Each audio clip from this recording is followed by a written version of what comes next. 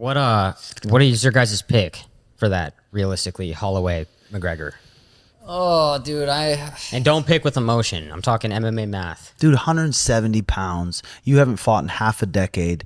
If the fight was 3 rounds, I would think, God, the Conor's got a good chance. I mean, he may still have a good chance, but you're half a decade sitting out, and then you're going in there, Max Holloway, who's an expert at fighting 5 rounds. Yeah. And he's 170 pounds. You're not going to knock him out easy. That, yes, 2026 is the year of the propeller hats. 2026 is the year where every single big fight, every single main event, where we look at it and we go, yeah, this guy's completely fucked. They win and they dominate and they make narratives look completely fucking stupid in hindsight, right? Chimaev, complete aura loss. Ilya Topuria, complete aura loss. Marab, complete aura loss.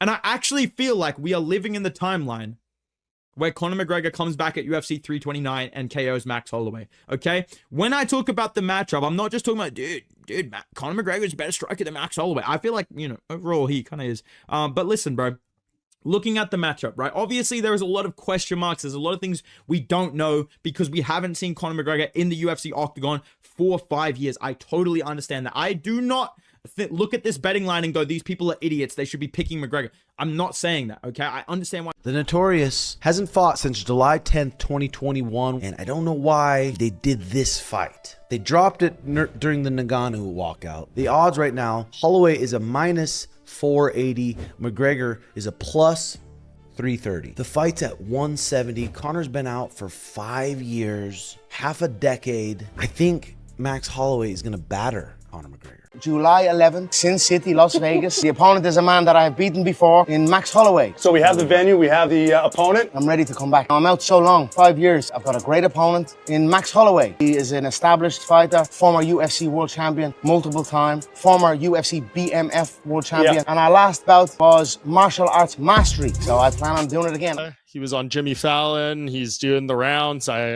It's my understanding that he went from New York and he's going to Vegas or California rather, and he's going to lock in the rest of his camp here. So I'm confident, unless anyone can get injured badly, things can happen in a camp. But I think he fully intends on fighting this fight. No, that's not what I'm saying. I think he intends on fighting this fight too. But what I'm saying is that you're supposed to say the right thing. You're not supposed to alarm people that, there's issues. And even in your head, you might think you're saying the right thing, but that doesn't necessarily mean that the right thing is going to happen. But I'm hoping, I'm positive, and I'm optimistic that the right thing will happen with Conor, and that he does do this fight, and then he does come back in April, and he does submit himself to the mercy of the game like everyone else. So I'm optimistic that those things will happen. Yeah. What about the fight itself? I mean, we bring up all these hypotheticals if he could fight Justin Gaethje and all that. I mean, it's exactly a 5-year layoff. The current Kalshi market has him with a 34% chance to Max Holloway 66, which feels, a little more generous than I was expecting there. I don't know. How do you feel about this fight? Can Conor McGregor, are we just making fun games here for the sake of conversation, or is there a world where you see Conor McGregor actually winning this fight against Max Holloway? Yes, against Max Holloway. Yeah, I mean, yeah. And the only reason why I'm saying that with this level of confidence is because he's done things before that we never thought he could do. So you kind of have to take him seriously when he says something. You have to. I've watched Conor. I was one of Marcus Brimmage's sparring partners when Marcus fought him. Oh, I'm just fighting this guy from Ireland. Now he's from Ireland. Who fight out of Ireland? Oh, this guy named Conor something. Oh, man, he touched him up, right? And then he goes on this run. Then he fights Dustin, and we go, oh, yeah, Dustin's the one who's going to save us. Dustin's our guy. Then he knocks Dustin out. You're like, wow, this guy. And then he goes on this run, knocking out all our heroes. You're like, damn. Mystic Mac is back. I'm super excited. When I saw it, I got goosebumps. And my boy's locked in. I've heard Conor McGregor is being back 20 times over the last year. I see his training footage, he looks good. Then you have Max Holloway. I love him. I think he's an incredible fighter. Him and Holloway 13 years ago. And he had to grapple with Holloway. Conor was able to take him down and out-grapple him there. This is going to be very interesting. And I think it's going to be a striking fight, of course. I can't wait. When he talks about Max Holloway and says, hey, this is the same guy that I fought in 2013. What's your reaction to that? And do you believe he actually believes this, or do you think he's just kind of trying to build the fight? I mean, I think he has to believe it to a certain extent. Like, not that he thinks he's the same guy skills wise, you know, but like, I beat this guy, which means I'm going to beat him again. You know, I think that that's probably kind of human nature. That seems like the kind of philosophy that he would take. And he's doing it to build a fight, but also for himself. I think that like who is this guy? I beat him with one knee the last time. Like, I tore my ACL and I beat this guy. Like, you tell me I can't beat this guy again? So I think it's good for his psyche, and I think it's not a bad line to sell the fight.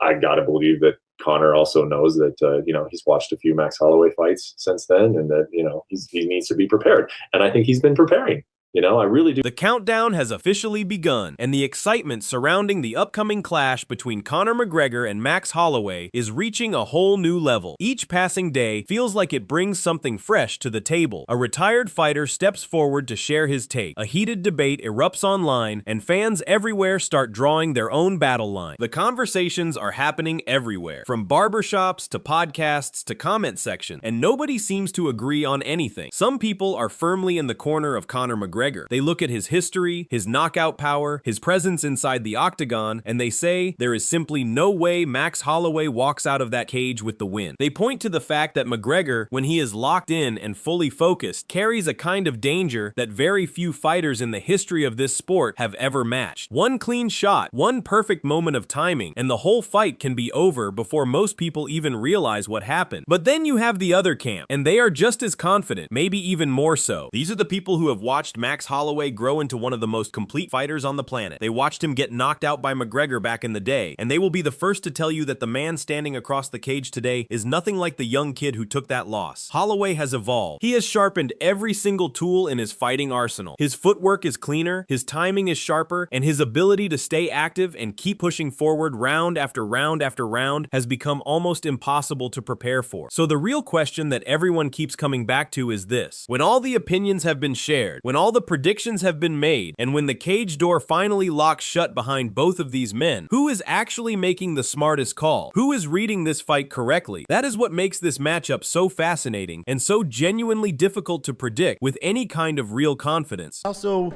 you know, if you've been paying attention to Conor McGregor, he seems to be in better spirit, seems to be level-headed finally, and then also just looks healthier.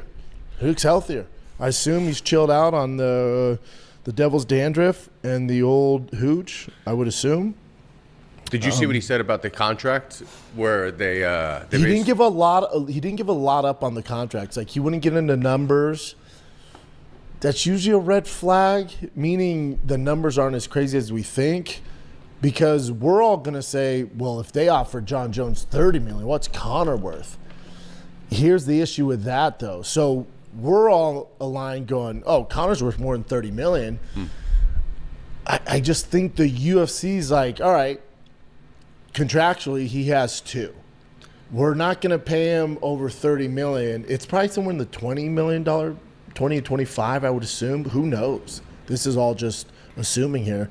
But let's say, you know, if they're paying Poatan 10, Conor has a little more leverage. Let's say it's around 20. Now, when you sit down and actually dig into the details of this fight, things start to get really interesting. Thomas, someone who has been following this sport closely for a long time, shared a perspective that is worth paying close attention to. His take is that this fight is not going to be decided by power alone. Yes, Conor McGregor is still dangerous. Nobody in their right mind is going to sit here and tell you that the Irishman has lost his ability to put someone to sleep with his left hand. That threat is always going to be real, and any fighter who forgets about it for even a split second is going to pay a very steep price. McGregor's power does not disappear just because time has passed. It is still there, and it is still something that Max Holloway will have to respect every single moment he spends inside that octagon. But here is where Thomas raises a really important and thought-provoking question. Has McGregor managed to keep the same level of speed and balance that made him so incredibly difficult to deal with during his absolute peak years? Because it was not just the power that made early Conor McGregor so hard to fight again. It was the combination of everything working together at once. The sharp movement, the ability to create angles that most fighters could not even see coming, the way he could shift his weight and change the energy of a fight in a single breath. That version of McGregor was a genuine nightmare for opponents. The question now is how much of that version still exists. And on the flip side of that coin, Thomas points out that Max Holloway brings a very specific and very difficult style of pressure to this fight. The feints, the angles, the combinations that just keep coming coming and coming without any real break or pause. That is the kind of thing that slowly but surely breaks a fighter down over the course of a full fight. Holloway does not need one perfect moment the way McGregor does. He builds his wins layer by layer, round by round, adding up damage and controlling pace until his opponent simply has nothing left to give. Thomas believes that if Holloway is smart about his positioning and manages to stay just slightly outside of McGregor's most dangerous striking range while continuing to push his volume and keep that relentless forward pressure going, the momentum of this fight will begin to shift. And once the momentum shifts in a fight like this, getting it back is an incredibly difficult task. That is the scenario Thomas sees as most likely to play out, and it is a scenario that makes a lot of sense when you really think about the styles involved. The key for McGregor is going to be landing something significant early, something that makes Holloway pump the brakes and think twice before just walking forward. If McGregor can plant that seed of doubt in Holloway's mind in the early rounds, this fight looks very different. But if Holloway manages to eat whatever McGregor throws in those early exchanges without getting seriously hurt and just keeps coming forward anyway, the challenge for the Irishman grows with every passing minute on the clock. This is what makes the matchup so compelling on paper. Two men with completely different blueprints for success, and both blueprints are entirely legitimate. There is no clear right answer here, which is exactly why this fight has captured the attention of the entire MMA world. The actual fight, I guess, what is it? He needs to snipe him in the first couple of rounds. We're hoping Max Holloway's chin after,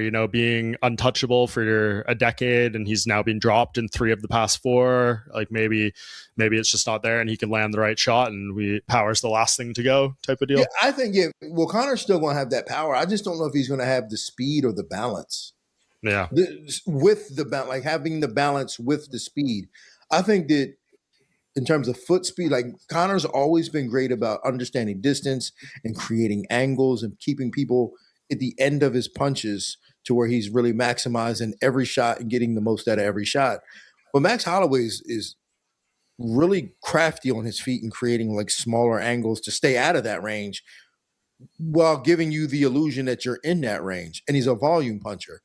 And I think he might have the speed, like the speed in the combinations, like between his combinations, he might have more speed in those. So here we are, getting closer and closer to UFC 329, and the big question is still sitting right in front of us. Who walks away with the win when Conor McGregor and Max Holloway finally share that octagon again? This is a fight that carries real weight on both sides. For McGregor, it is about proving that he is still among the elite, that the version of him the world fell in love with has not faded away, and that he can still perform at the highest possible level when everything is on the line. A win over a fighter of Holloway's caliber would send an undeniable message to the rest of the division and beyond. And for Holloway, this fight carries a deeply personal kind of motivation. He knows what it felt like to lose to McGregor. He has carried that result with him through years of growth, improvement, and championship glory. Coming into this fight, he is not the same fighter who lost that night, and he knows it. More importantly, he has put in the work to make sure everyone else knows it too. Both fighters have every reason to bring their absolute best on fight night, and both fighters have a very real path to victory if things go the way they need them to go. So now it is your turn. Who do you think wins this fight? Do you believe McGregor's power and experience gives him the edge? Or do you think Holloway's relentless pace and volume striking is simply too much to handle over a full fight? Drop your prediction down in the comments section and let the debate continue. We want to hear exactly where you stand and why you believe your pick comes out on top. And if you want to stay up to date with all the latest MMA breakdowns, fighter analysis, fight week coverage, and post-fight reactions, make sure you hit that subscribe button right now. There is a lot more content coming your way, and you do not want to miss a single moment of it.